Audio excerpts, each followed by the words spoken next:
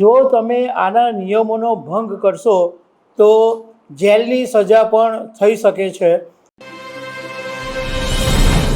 ભારત સરકારે આપણા રાષ્ટ્રગીત વંદે માતરમના પ્રોટોકોલ અંગે નવી ગાઈડલાઈન જારી કરી છે અને જો તમે આના નિયમોનો ભંગ કરશો તો જેલની સજા પણ થઈ શકે છે। તો આના વિશે તમારી સાથે વાત કરીશ। મારું નામ રાજેશ શાહ છે અને તમે જોઈ રહ્યા છો ગુજરાતના સૌથી મોટા ડિજિટલ પ્લેટફોર્મ ખબર છે.com। દર્શક મિત્રો, ઘણા બધા લોકોને ખબર નથી કે આપણા જે દેશભક્તિના ગીતો છે એમાં જનગણ મન જે આપણે ગાઈએ છીએ એને રાષ્ટ્રીય ગાન કહેવાય છે અને આપણે જે વંદે માતરમ ગાઈએ છીએ એને રાષ્ટ્રીય ગીત કહેવાય છે। હવે રાષ્ટ્રીય ગાન જનગણ મન માટે પ્રોટોકોલ છે, વંદે માતરમ માટે પ્રોટોકોલ નહોતા, તો હવે સરકારે નવી ગાઈડલાઈન જારી કરી છે અને સરકાર હવે રાષ્ટ્રીય ગીત વંદે માતરમને રાષ્ટ્રીય ગાન જનમનને સમાન દરજ્જો આપવાનો આ એક પ્રયાસ છે અને એટલા માટે જેનો જે પ્રસ્તાવ હતો એને મંજૂરી આપી દેવામાં આવી છે અને એ પછી બંકિમચંદ્ર ચેટર્જી રચિત વંદે માતરમ માટે એ જ નિયમો લાગુ પડશે જે નિયમો રાષ્ટ્રીય ગાન જનમન ગણ માટે લાગે છે।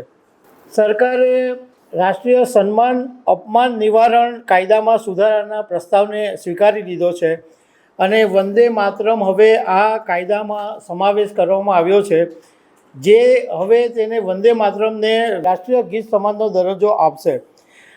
હવે આ દરખાસ્ત સ્વીકારાઈ ગઈ છે એટલે એનો સુધારો અમલમાં આવતાની સાથે જ નવા નિયમો લાગુ પડી જશે અને આ જે રાષ્ટ્રીય સન્માનના અપમાન નિવારણ પર જે નિયમો છે એ રાષ્ટ્રીય ધ્વજ, બંધારણ, રાષ્ટ્રીય ગાન સાથે જોડાયેલા નિયમો છે અને તેનું અપમાન ગુનો બને છે। 1971ના રાષ્ટ્રીય સન્માનના અપમાન નિવારણ અધિનિયમની અંદર રાષ્ટ્રીય ધ્વજ, બંધારણની સાથે રાષ્ટ્રગીતની પણ જોગવાઈ છે। હવે જે નિયમો છે એ તમારે જાણી લેવા જેવા છે કે વંદે માતરમના પ્રોટોકોલનો જો ભંગ કરશો તો તમને સજા થઈ શકે છે।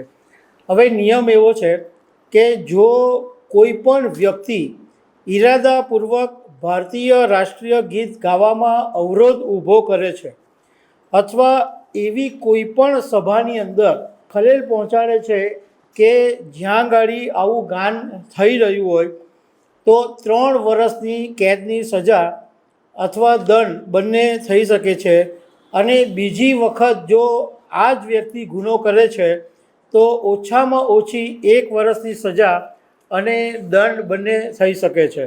વંદે માતરમનું સંપૂર્ણ સત્તાવાર સંસ્કરણ છે જેની અંદર ટોટલ 6 શ્લોકોનો સમાવેશ થાય છે। આપણે અત્યારે જે વંદે માતરમ ગાય છે એમાં લગભગ 2 થી 3 સ્ટાન્જા છે, પણ જે સંપૂર્ણ છે વંદે માતરમ એની અંદર 6 સંસ્કરણો છે અને લગભગ 3 મિનિટ અને 10 સેકન્ડ લાંબુ વંદે માતરમ છે।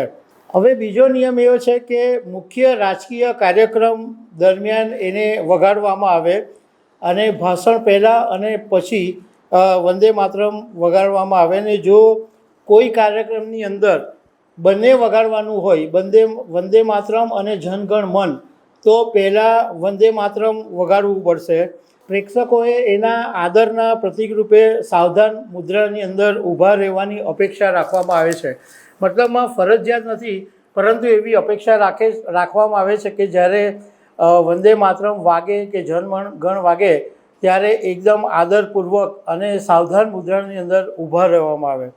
જ્યારે કોઈ બેન્ડ વાગતું હોય તો એમાં વંદે માતરમ જો એ વગાડે તો ગાવાની શરૂઆતના જે ઔપચારિક સંકેત આપવા માટે ઢોલનો જે તાલ છે અથવા બ્યુગલ છે એના પહેલો અવાજ થવો જોઈએ અને પછી ગીત વાગવું જોઈએ। સિનેમા હોલ અને ફિલ્મી સ્ક્રીનિંગ માટે ચોક્કસ છૂટ આપવામાં આવેલી છે।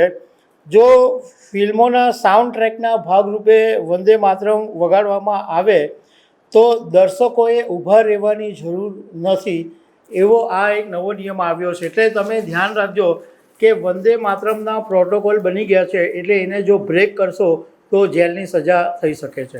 તો દર્શક મિત્રો, આવી અનેક વાતો સાથે અમે તમને મળતા રહીશું. આભાર.